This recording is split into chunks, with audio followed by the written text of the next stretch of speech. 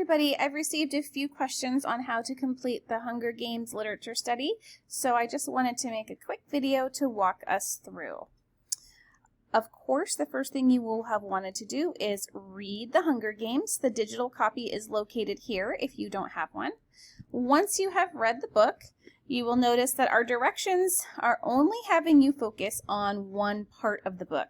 The Hunger Games is broken into 3 parts, and you will be choosing one part to focus on because it's just too long to focus on all 3.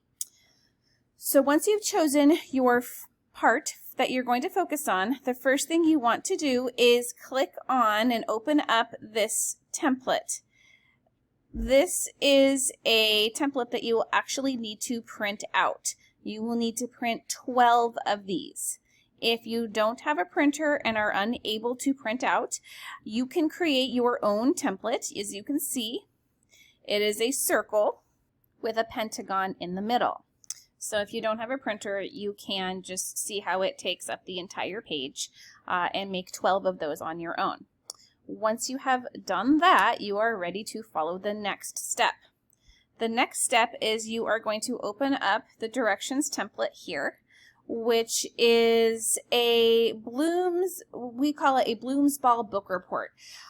So we're going to follow the steps of Bloom's taxonomy, and the directions are here. So you have printed out all 12 or created all 12 pieces, and now the directions are here. So you'll be focusing on remember. If you remember from your Bloom's taxonomy that you probably learned about from another course, remember is the first part of Bloom's.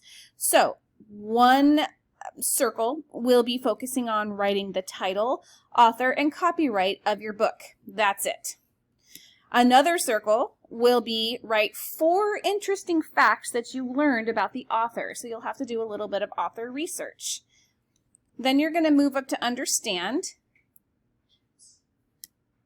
Understand only requires 1 circle. So for this circle, you will draw a picture of the main character and write a description of him or her, including personality traits.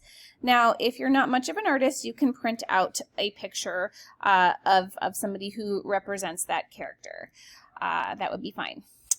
Apply is 2 circles. The first one is draw a picture of one of the settings from the section of the story and describe it. So if you went with section 1 or part 1, you might want to draw a representation of District 13. That would be fine.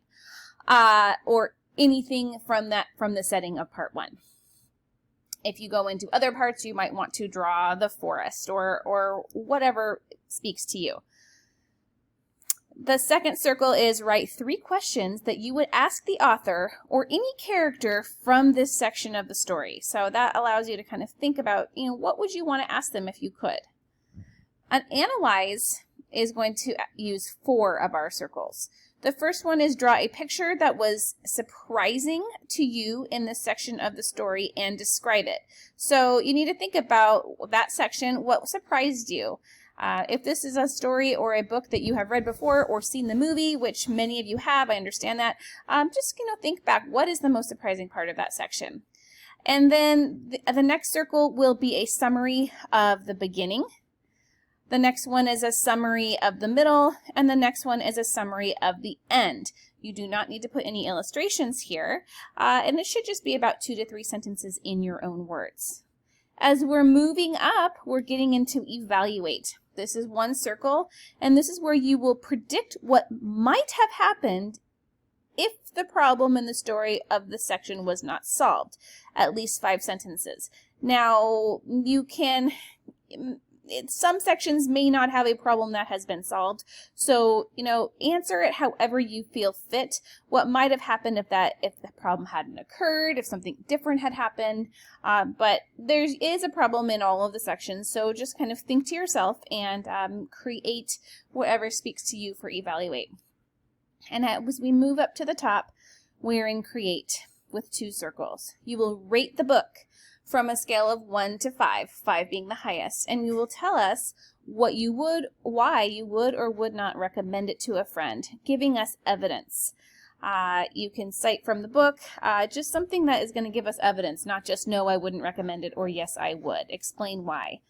And then finally, the last circle is explain why you think the author wrote this story.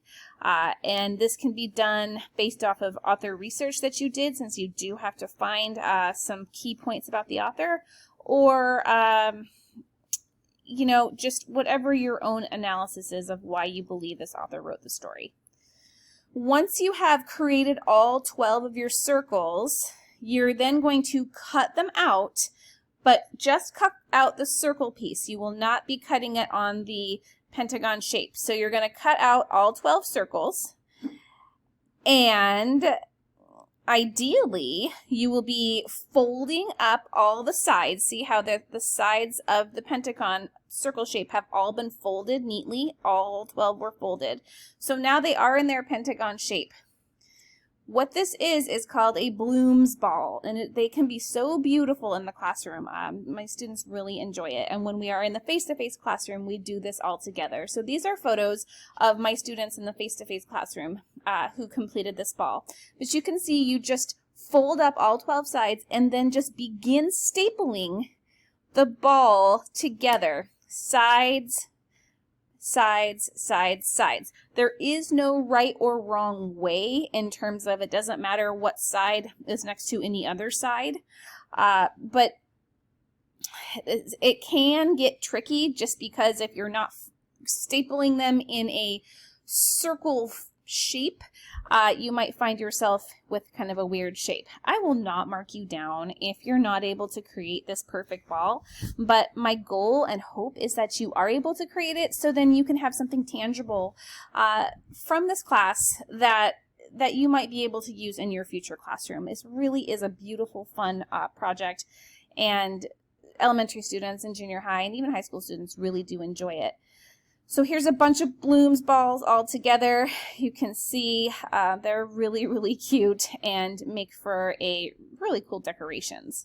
You can see these were done in class. So everyone did, you know, they drew their pictures. But as I said, if you're not much of an artist and you're not comfortable and you want to print out and use digital pictures, that is fine.